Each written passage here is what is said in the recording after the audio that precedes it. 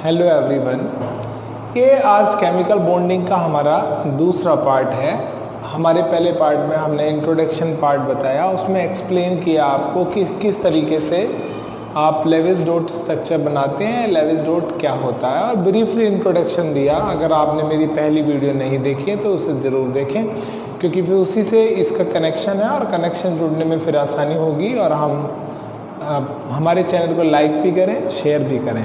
हम आगे बढ़ते हैं अपने आज के इस टॉपिक को। हमने लास्ट वीडियो में केमिकल बॉन्डिंग के इंट्रोडक्शन पार्ट में ब्रीफली नॉलेज के बारे में हल्का सा इंट्रोडक्शन पार्ट दिया, जहां पर हमने जाना कि केमिकल बॉन्डिंग क्या है और लेविस डॉट स्ट्रक्चर के बारे में भी कुछ जानकारी हासिल की। वास्तव में आज की इसी कड़ी को आगे हम बढ़ाएंगे, लेविस डॉट स्ट्रक्चर को।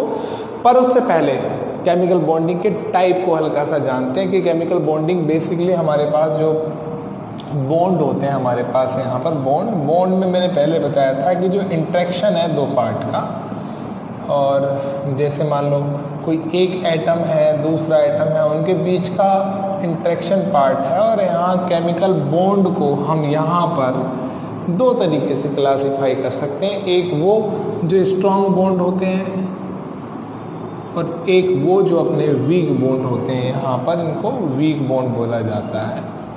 जो अपने स्ट्रॉन्ग बॉन्ड होते हैं उसमें हम यहाँ पर जो ये कह सकते हैं कि इंटर एटॉमिक बॉन्ड, क्या बोल सकते हैं, इंटर एटॉमिक बॉन्ड। ये हमारे पास इंटर एटॉमिक बॉन्ड बोल सकते हैं हम इनको। और जो आपके पास में यहाँ पर ये जो होता है इंटर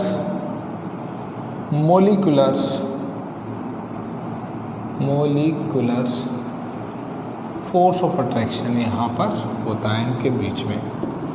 जो आपके पास में inter atomic force of attraction है या इंटर एटॉमिक जो अट्रैक्शन बनता है उसमें बेसिकली होता है आयनिक। यहाँ पर हम बोल सकते हैं ये आयनिक हो सकता है, आयनिक। ये कोवलेंट हो सकता है, कोवलेंट। कोऑर्डिनेट भी होता है, वैसे रियलिटी में कोऑर्डिनेट कोवलेंट का ही पार्ट है। कोऑर्डिनेट आपके पास कोवलेंट का ही पार्ट है, ये हो सकता है आपके पास में। और एक होता है मेटेलिक फोर्स ऑफ अट्रैक्शन। और इंटरमोलिकुलर में आपके पास में हो सकता है हाइड्रोजन बॉन्डिंग। यहाँ कह सकते हैं ये आपके पास हाइड्रोजन बॉन्डिंग इस कैटेगरी में आता है, हाइड्रोजन बॉन्डिंग। और दूसरा होता है एक, ये हाइड्रोजन बॉन्डिंग भी दो तरीके का, इंटर मोलिकुलर हाइड्रोजन बॉन्डिंग, और एक होता है इंट्रामोलिकुलर हाइड्रोजन बॉन्डिंग आपके पास। और एक फोर्स ऑफ अट्रैक्शन होता है आपके पास van der Waals force of attraction, van der Waal force of attraction. तो ये वीक फोर्स ऑफ अट्रैक्शन होते हैं और ये कंपैरिजन टू स्ट्रॉन्ग होते हैं। दरअसल क्या होता है कि इनको ब्रेक डाउन करने के लिए करीब 200 से 400 किलो जूल पर मोल एनर्जी की रिक्वायरमेंट पड़ती है। और इनको ब्रेक डाउन करने के लिए 2 to 32 और मे बी 40 किलो जूल पर मोल की रिक्वायरमेंट यहाँ पर होती है आपके पास। तो ये फोर्स ऑफ अट्रैक्शन जो होता है स्ट्रॉन्ग माना जाता है और ये वीक माना जाता है। मगर आज पहले टाइप ऑफ बॉन्ड को पर फोकस ना करते हुए हम लेविस सिंबल के बाद लेविस डॉट स्ट्रक्चर की कहानी को जो हमने पिछली बार देखा उसी को आगे बढ़ाते हैं। इसके बाद हम ये देखेंगे कि जो फोर्स ऑफ अट्रैक्शन है अपने पास, ये फोर्स ऑफ अट्रैक्शन क्या है, कितने तरीके का अपने पास होता है। मगर आज तो हम लेविस डॉट स्ट्रक्चर को ही आगे बढ़ाने वाले हैं। अब लेविस डॉट स्ट्रक्चर को आगे बढ़ाने के लिए हम यहाँ ये बात करें तो अगर हम यहाँ पर वहीं पर वापस आते हैं हम अपना केमिकल बॉन्डिंग के पार्ट को आगे बढ़ाते हुए कि जो लेविस डॉट स्ट्रक्चर है अपने लेविस डॉट स्ट्रक्चर,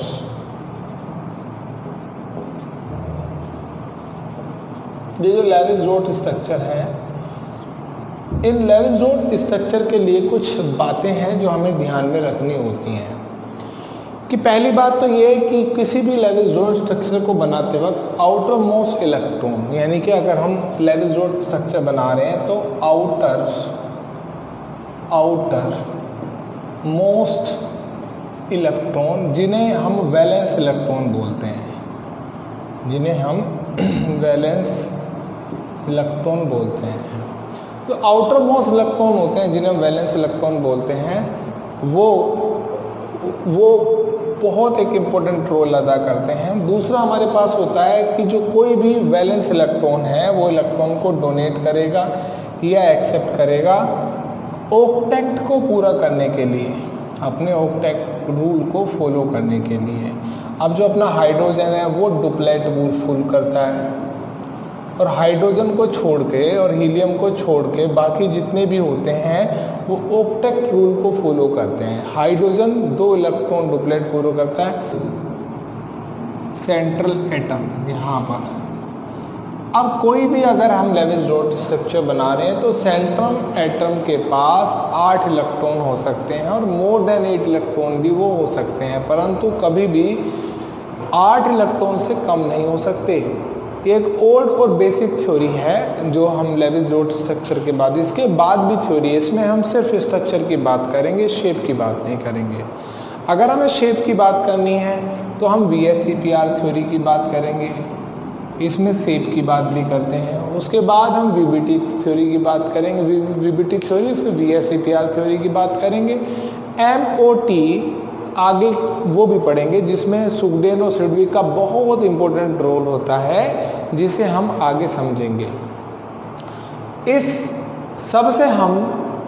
इन सबसे पहले हम सेंट्रल एटम के रोल को समझ जाएं कि सेंट्रल एटम जो मैंने बताया है कि वो 8 इलेक्ट्रॉन रखता है, तो क्या एक इम्पोर्टेंट रोल होता है। पहले मैं बता दूं आपको, टोटल सेंट्रल एटम या total number of valence electron central atom में कितने प्रेजेंट है, ये हमें देखना होता है। सबसे पहले हमें कि सेंट्रल एटम में कितने हमारे पास इलेक्ट्रॉन आपके पास प्रेजेंट हैं। उसके बाद हम आगे बढ़ते हैं कि सबसे पहले हमें यहाँ पर, चलो इसको मैं आगे बढ़ाता हूँ यहाँ और बात करता हूँ कि सेंट्रल एटम में हमें कैसे, सेंट्रल एटम को हम कैसे चूज़ करेंगे, कैसे हम यहाँ पर पता करेंगे। तो उसके लिए कुछ बात है। पहली बात, यहाँ पर लीस्ट नंबर ऑफ इलेक्ट्रॉन होने चाहिए सेंट्रल एटम के पास, नंबर ऑफ इलेक्ट्रॉन होने चाहिए। इलेक्ट्रोनेगेटिविटी लेस होनी चाहिए, इलेक्ट्रोनेगेटिविटी क्या है, लेस होनी चाहिए उसकी, जिसे आप सेंट्रल में रखेंगे। लार्जेस्ट साइज होना चाहिए कंपैरिजन टू जितने भी सराउंडिंग में हमारे पास एटम है उनके हिसाब से लार्जेस्ट आपके पास साइज होना चाहिए आपके पास। जैसे SO4 -2 को आप पढ़ रहे हैं तो क्या होगा, आपके पास S की इलेक्ट्रोनेगेटिविटी आपके पास देखेंगे कम है ऑक्सीजन की तुलना में, और S को आप देखेंगे यहाँ पर, ये S सपोज करो ये सराउंडिंग है तो सेंट्रल में आप S को रखेंगे और ऑक्सीजन को सराउंडिंग में आप रखेंगे सबसे पहले। क्यों? क्योंकि वो इन तीनों बातों को फॉलो करता है। लीस्ट नंबर ऑफ इलेक्ट्रॉन, क्योंकि इलेक्ट्रॉन तो वैलेंस सेल में बराबर ही है तो इसकी तो बात ही नहीं कर सकते आप यहाँ पर। इलेक्ट्रोनेगेटिविटी हाँ ऑक्सीजन से कम होती है। लार्जेस्ट साइज हाँ ऑक्सीजन से सेंट्रल में जो मैंने रखा वो ज़्यादा है।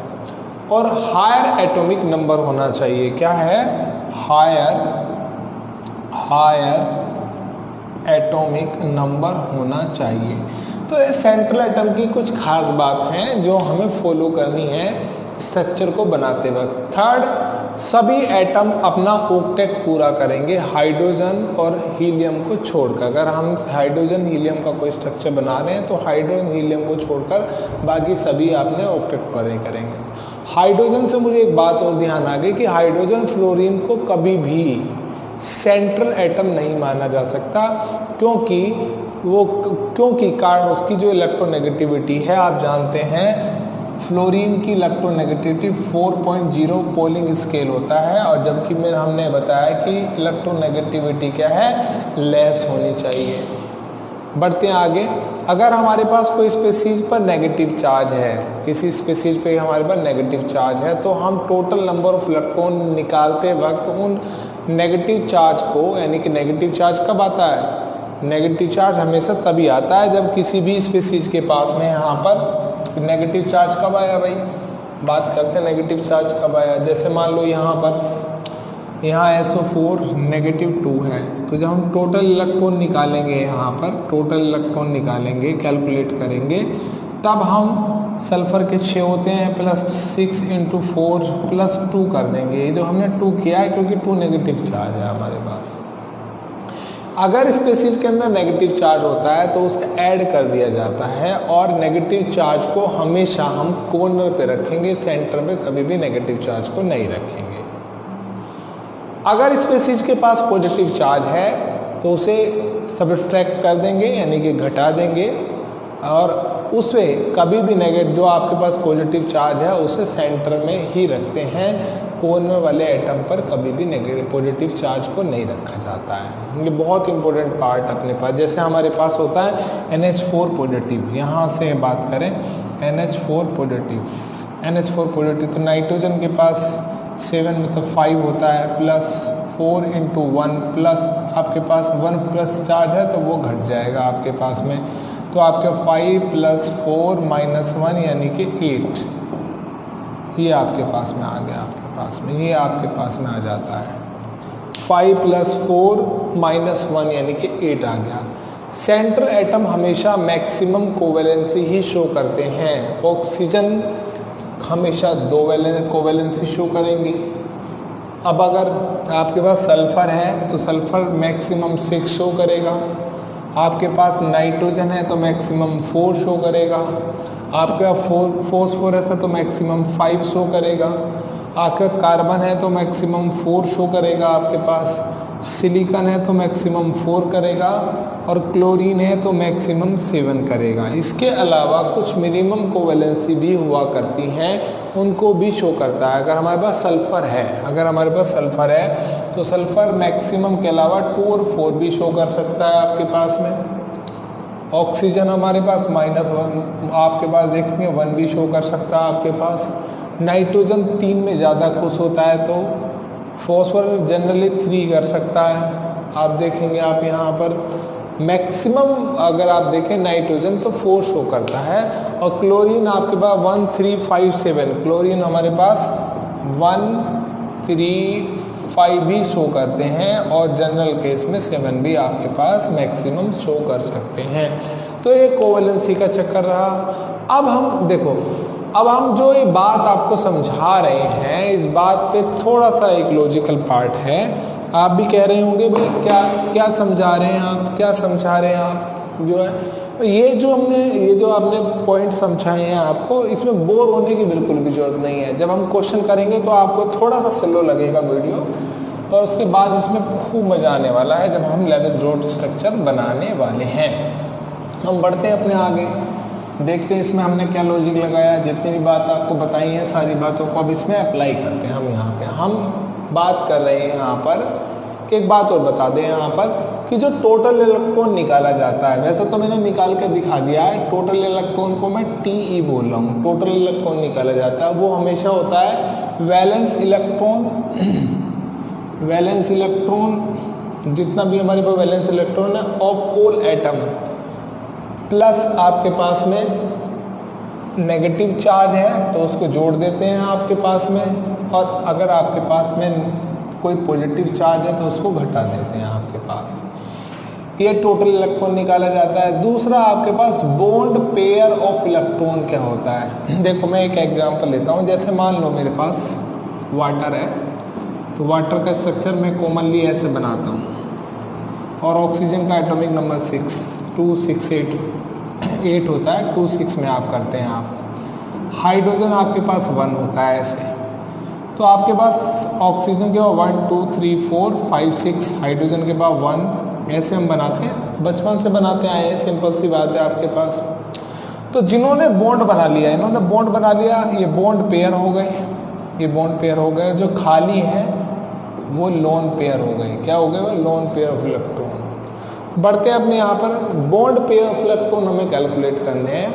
वो कैलकुलेट किए जाते हैं 2 इंटू आपके नंबर ऑफ बॉन्ड। क्या है? Number of bond. जैसे हम यहीं पर निकालना चाहते हैं तो नंबर ऑफ बॉन्ड तो केवल 2 है, तो क्या करूँगा मैं यहाँ पर 2 इंटू 2 यानी कि 4 हो गए आपके पास। यहाँ पर बॉन्ड पेयर ऑफ इलेक्ट्रॉन है, बॉन्ड पेयर ऑफ इलेक्ट्रॉन, एक सिंगल बॉन्ड बनाने में 2 इलेक्ट्रॉन यूज हो रहे हैं, 2 इलेक्ट्रॉन यहाँ पे यूज हो रहे हैं, 2 इलेक्ट्रॉन यहाँ पर। तो बॉन्ड पेयर ऑफ इलेक्ट्रॉन हमारे पास आ गए 4। आगे थर्ड बात पर बढ़ते हैं हम अपने अगले पॉइंट पर, लोन पेयर। जो लोन पेयर निकालने का तरीका हमारे पास होगा, लोन पेयर ऑफ इलेक्ट्रॉन निकालने का हमारे पास तरीका होगा total electron minus bond pair of electron, ये हमारे पास तरीका होगा। अब ये जो हमारे पास लोन पेयर ऑफ इलेक्ट्रॉन निकले हैं, ये जो लोन पेयर ऑफ इलेक्ट्रॉन निकले हैं, इनका हम यूज कहाँ करेंगे? स्ट्रक्चर बनाते वक्त इनका हम यूज कर सकते हैं या तो लोन पेयर में यूज रहे ऐसे लोन पेयर की तरह रहेंगे यूज, या वो डबल बॉन्ड और ट्रिपल बॉन्ड के मेकिंग करने में उनका यूज करेंगे हम। तो ये हमारे पास एक बेसिक थ्योरी थी। अब हम मज़ेदार वाले बहुत सारे क्वेश्चंस आपको कराते हैं और आपको एक बेसिक क्वेश्चन से शुरुआत करते हैं। एक क्वेश्चन में थोड़ा सा प्रॉब्लम आएगी, उसके बाद धीरे धीरे आपको इसके आप यूज तो होने लगेंगे, तो फिर आपको सारे क्वेश्चन समझ आने लगेंगे। तो पहले स्ट्रक्चर की बात करते हैं हम। O2 का हमें स्ट्रक्चर बनाना है। O2 का स्ट्रक्चर, O का एटॉमिक नंबर होता 8, 2 में और 6 में हम यहाँ देखेंगे। हमारे बाहर वाली शेल में ऑक्सीजन के 6 इलेक्ट्रॉन है, तो हम क्या करेंगे? सबसे पहले टोटल इलेक्ट्रॉन को काउंट करेंगे। तो हमारे पास टोटल इलेक्ट्रॉन को काउंट करने के लिए 2 इंटू 6 है, 6 इसके वैलेंस इलेक्ट्रॉन है और इस मॉलिक्यूल के अंदर 2 एटम है, तो हमने यहाँ पे कैलकुलेट किया 12। फिर हम क्या करेंगे? एक ऑक्सीजन ऐसे बनाएंगे, दूसरा ऑक्सीजन ऐसे बनाएंगे, ये हमने बना लिया। फिर बॉन्ड पेयर ऑफ इलेक्ट्रॉन निकालेंगे हम, बॉन्ड पेयर ऑफ इलेक्ट्रॉन। भाई बॉन्ड पेयर ऑफ इलेक्ट्रॉन मैंने बताया था, एक सिंगल अगर हमारा बॉन्ड बन रहा है तो उसको हम क्या करेंगे? 2 इंटू नंबर ऑफ बॉन्ड, 1 है यहाँ पर तो आप 1 से मल्टीप्लाई कर देंगे, आपके पास बॉन्ड पेयर ऑफ इलेक्ट्रॉन आ गया 2। फिर आप क्या करेंगे?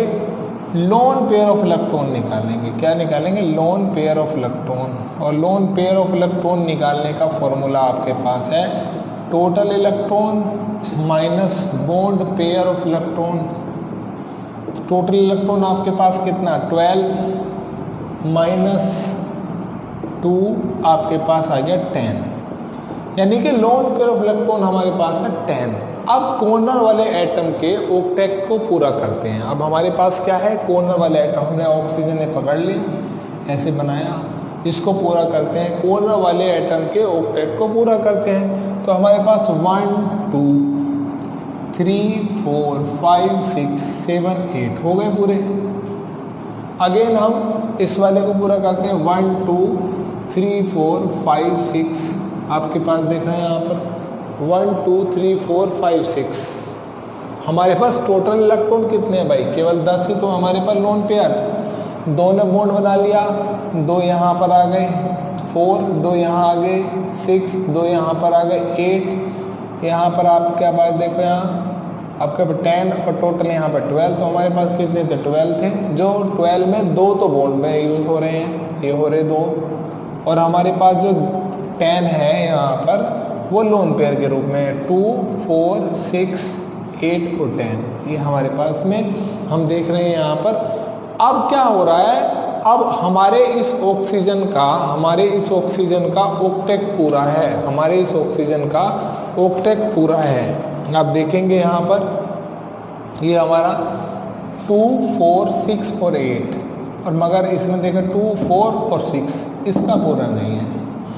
तब हम ये जो हमारे पास लोन पेयर ऑफ इलेक्ट्रॉन आए हैं इनका यूज करेंगे, या तो वो लोन पेयर के रूप में रहेंगे या डबल और ट्रिपल बॉन्ड के लिए यूज होंगे। डबल और ट्रिपल बॉन्ड के लिए उनका यूज किया जाएगा, ये मैं बात कर चुका हूँ पहले से। तो हम यहाँ पर क्या करेंगे? या तो ये लोन पेयर के रूप में यूज रहेंगे या हमारे पास डबल या ट्रिपल बॉन्ड में इसमें इनका यूज किया जाएगा। तो अब हम देखते हैं वन बाय वन करके कि यहाँ हम इनको एक इसका ऑक्टेट पूरा कैसे करेंगे। तो हम एक लोन पेयर को यहाँ शिफ्ट कर देते हैं। जब हम इस लोन पेयर को यहाँ शिफ्ट कर देंगे तो हमारे पास यहाँ पर डबल बॉन्ड आ जाएगा और यहाँ पर 1 2 3 4 और 1 2 3 4 ये हमारे पास ये सिचुएशन बन जाएगी। अब हम देखते हैं इसका ऑक्टेट पूरा हुआ।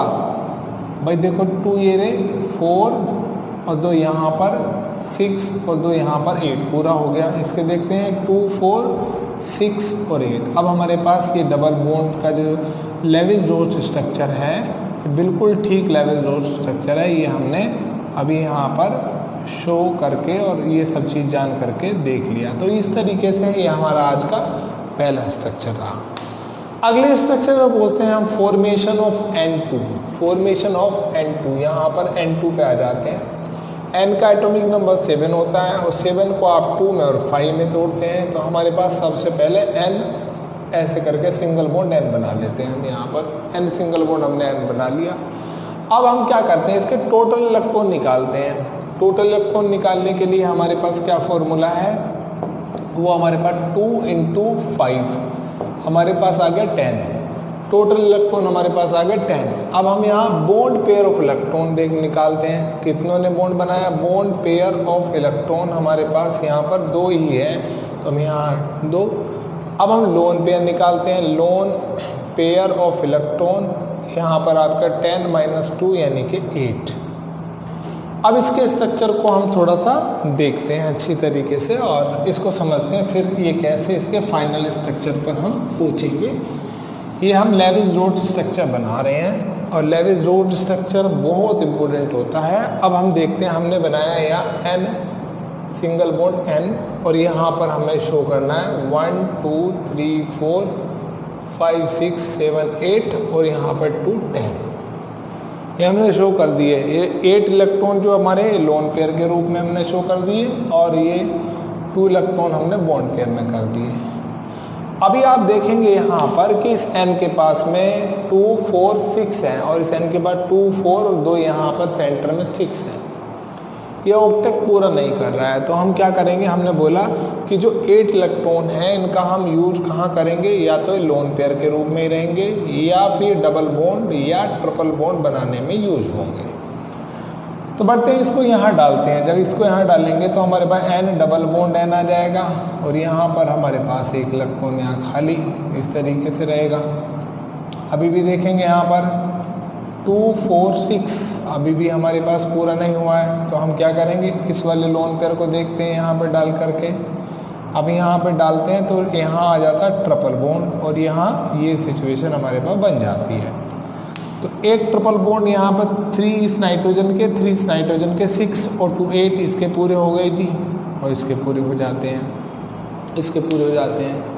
अब हम अपने अगले स्ट्रक्चर की तरफ बढ़ते हैं। हमारा अगला स्ट्रक्चर है वाटर। ये एक ट्राई एटॉमिक मॉलिक्यूल है। वाटर में हम देखते हैं हाइड्रोजन का एटॉमिक नंबर 1 होता है, ऑक्सीजन का 8 होता है, 2 में और 6 में, और ये 1 में ही टूटेगा आपके पास।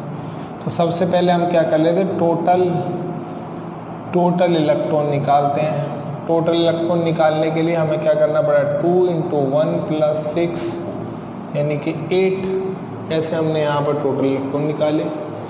अब हाइड्रोजन तो कभी सेंटर में नहीं हो सकता है, ये मैं पहले ही बता चुका हूँ आपको।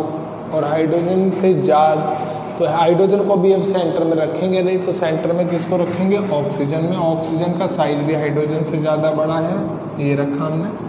और ये 2 बॉन्ड बना लिए हमने सबसे पहले।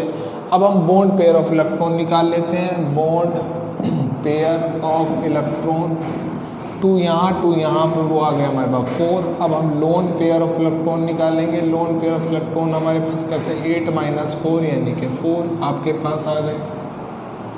तो हमारे पास जो 4 है, इन 4 का हम लोन पेयर के रूप में यूज कर सकते हैं या हम डबल या ट्रिपल बॉन्ड बनाने में इसका यूज कर सकते हैं। हम यहाँ पर इनका यूज करेंगे। वाटर की बात कर रहे हैं हम, किसकी बात कर रहे हैं, वाटर की बात कर रहे हैं हम। और वाटर में हम लोन पेयर, या जो हमारे पास 4 लोन पेयर आए हैं हमारे पास, इनका हम यूज या तो लोन पेयर के रूप में रहेंगे या इनका यूज हम लोन पेयर के लिए कर सकते हैं। अब हम 1 by 1 करके अपने आते हैं। अब हमारे पास ऑक्सीजन के पास 1 2 3 4 है लोन पेयर। अब चेक करते हैं 1 2 3 4 5 6 7 8 पूरा है भाई, ओके। इसको चेक करते हैं तो डुप्लेट करेगा, इसके भी 2 पूरे हैं, देखो।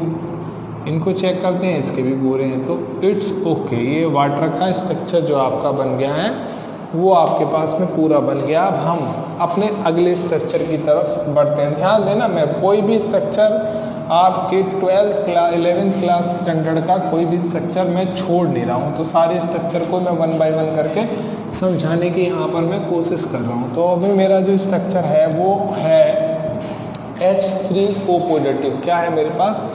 H3O पॉजिटिव, ये मेरा अगला स्ट्रक्चर है। और H का एटॉमिक नंबर आप जान रहे हैं क्या होता है? 1। ऑक्सीजन 8 होता है तो 2 में और 6 में।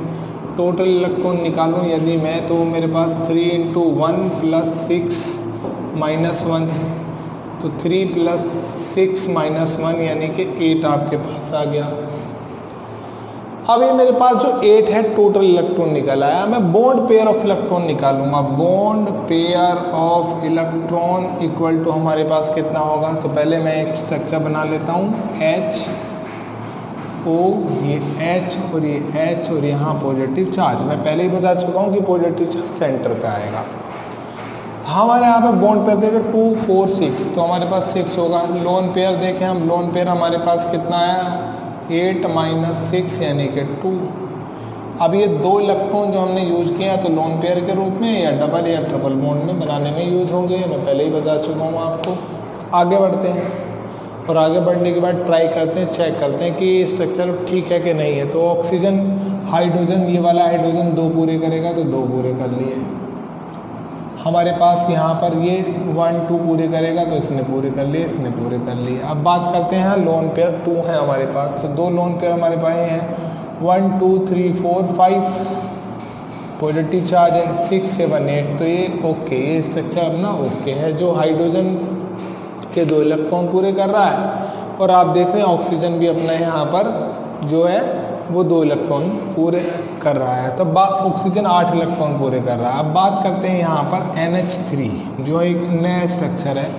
N का एटॉमिक नंबर 7 होता है, जिसे 2 में और 5 में तोड़ते हैं। हाइड्रोजन आपके पास 1 होता है, जिसे 1 में हम ब्रेक डाउन करते हैं। अब हम यह देखते हैं इसके अंदर कि टोटल इलेक्ट्रॉन कितने हैं इसमें। टोटल इलेक्ट्रॉन हमारे पास कितने स्ट्रक्चर में, तो नाइट्रोजन से मिले 5 + 3 × 1, तो आपके पास 8 आ गए। अब देखते हैं यहाँ पर क्या हमारे पास बॉन्ड पेयर कितने हैं यहाँ पर। तो पहले एक रफली एक स्ट्रक्चर बना लेते हैं N का। मैं बता दूँ आपको, ये शेप नहीं बताना है हमें यहाँ पर, ये इसकी शेप नहीं बतानी है हमें। क्या है? शेप नहीं बतानी है हमें, बल्कि हमें क्या करना है, तो ये हमने स्ट्रक्चर बना लिया अपना। अब हम यहाँ देख रहे हैं, यहाँ बेसिकली जो हमने सिंगल बॉन्ड वाला स्ट्रक्चर बना लिया है।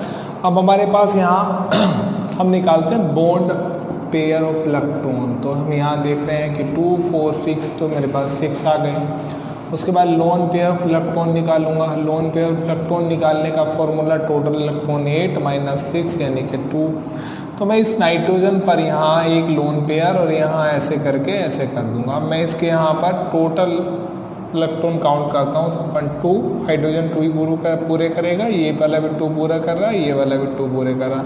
2 4 6 और 2 8 अपने पास हो गए। नाइट्रोजन के पास भी यहाँ पर 2 4 6 और 8 अपने पास हो गए। तो ये स्ट्रक्चर अपना ओके है, ये स्ट्रक्चर अपना ओके है। अब हम अपने नेक्स्ट स्ट्रक्चर की तरफ बढ़ते हैं जो हमारे पास आता है NH4 पॉजिटिव। क्या आता है अपने पास? NH4 positive. हमारा जो नेक्स्ट स्ट्रक्चर है वो है अपने पास NH4 पॉजिटिव। उसको भी चेक कर लेते हैं हम यहाँ। हमारे पास नेक्स्ट स्ट्रक्चर है NH4 पॉजिटिव। तो नाइट्रोजन हमारे पास 7 होता है 2 में और 5 में। हाइड्रोजन 1 होता है 1 में। टोटल इलेक्ट्रॉन काउंट कर लेते हैं पहले, वो अपने पास हुए नाइट्रोजन से मिले 5, यहाँ मिले 4 × 1 -1, तो आपके पास 8 हो गई। अब बॉन्ड पेयर देख लेते हैं, यहाँ पर बॉन्ड पेयर अपने पास कितना है। तो हमें पहले नाइट्रोजन का बनाना पड़ेगा N 1 2 3 4, यहाँ पर ये बन गया आपके पास। और जो पॉजिटिव चार्ज है वो कहाँ पर होगा? यहाँ पर, ये आपके पास में। तो हम यहाँ 2 4 6 8, तो बॉन्ड पेयर ऑफ इलेक्ट्रॉन निकालने के लिए हमें क्या करना पड़ेगा 8, और लोन पेयर ऑफ इलेक्ट्रॉन निकालने के लिए हमें क्या करना पड़ेगा 8 - 8 यानी कि 0। लोन पेयर तो होगा नहीं। अब काउंट करते हैं, हम देखते हैं कितना हमारे पास बैठ रहा है यहाँ पर। तो देखते हैं हाइड्रोजन 2 पूरे कर रहा है, ये भी 2 पूरे कर रहा है, ये भी 2 पूरे कर रहा है, ये भी 2 पूरे कर रहा है, और नाइट्रोजन के 2 4 6 8, हाँ ठीक है, ये माइनस यहाँ पर ये भी पूरे कर रहा है आपके पास। तो स्ट्रक्चर अपने पास ओके है। और इसको हमने देखा किस तरीके से हम यहाँ पर ये स्ट्रक्चर बना सकते हैं। दरअसल क्या होता है कि इसमें एक कोऑर्डिनेट बॉन्ड बनता है। यहाँ पर कोऑर्डिनेट बॉन्ड की लेविस जो स्ट्रक्चर में कोई भी जगह नहीं है, मतलब लेविस ने उस समय कोऑर्डिनेट बॉन्ड को एक्सप्लेन नहीं किया था, तो इसलिए कोऑर्डिनेट बॉन्ड को शो नहीं करते हैं।